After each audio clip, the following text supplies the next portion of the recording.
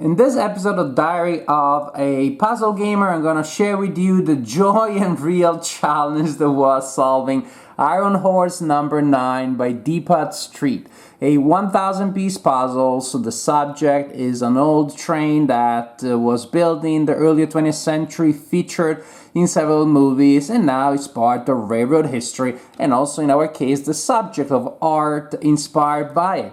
This is one difficult puzzle. Wow, it was really tough. I would say more than I expected. When I see a puzzle and I see there are a lot of diagonal lines, circular lines, and I know those lines are gonna cut across the grid of the pieces in ways that's gonna make it trickier. When I see that there are a lot of colors mixed together, I know it's gonna be challenging.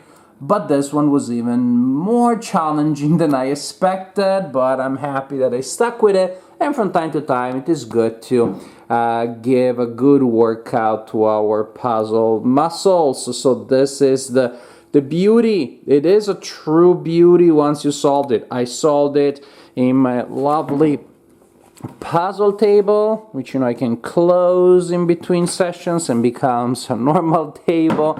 Also, usually it is sitting in this direction here in my living room, so I'm sitting on the couch while solving it, but I oriented this way just for the video. It looks better, I believe, with the light coming from the window. It is a stunning puzzle, but again, so tough. Definitely I started from the edge, there was no reason not to, and then I sorted. I really recommend doing some good sorting here. I don't know you're gonna do this. And the sky wasn't too bad. The bottom here, these sections weren't too bad. Some of the green parts weren't too bad, but then other ones somehow blended with the surrounding areas, and I didn't identify them immediately. And then the main thing started. This section here and this section here were the hardest parts. So much so that basically I took a large tray and I started solving this section here separately, not on the table. So almost like a mini puzzle within the main puzzle.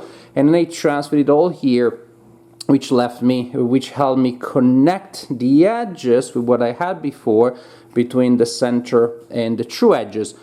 And then I was left with this beast here, because you know what, when you're like, but Marco, you can really see those patterns there. Yeah, you can see them easily once the puzzle is solved. All of these pieces just look almost the same or virtually the same for solving purposes as you're solving. And then there are these little things here which I can't tell if they help or make it worse.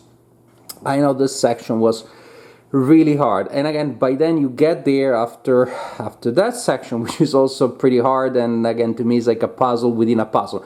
And usually when you have a puzzle within a puzzle, it simplifies. I don't know why it didn't really work that way. It got that situation where like every piece that you find really feels like an accomplish, also because you feel like when you fit a piece, you feel like, it hasn't been in a while. There definitely were times where I thought a piece had to be missing, because although I'd be staring at a piece for a long time, it just didn't look right. That's because the way that the patterns maybe are right next to the cut of the grid, and so it looks like it should go one way, and it's a completely different pattern instead. The grid is my favorite grid, actually, which is when all of the pieces are connected by the corners, and they have a variety of connectors going out and going in. The production is very good. The pieces are pretty thick, as you can see here, and the fit is also very good. No problem if you have a section of the puzzle, then no problem moving it around. I could probably leave the whole thing, but I don't want to risk it because, well, it was a challenge. I don't think I want to take a challenge like this right away. Probably I'm gonna solve, I definitely want to solve a nicer, not nicer is the wrong word, a simpler, more approachable, less demanding puzzle next time.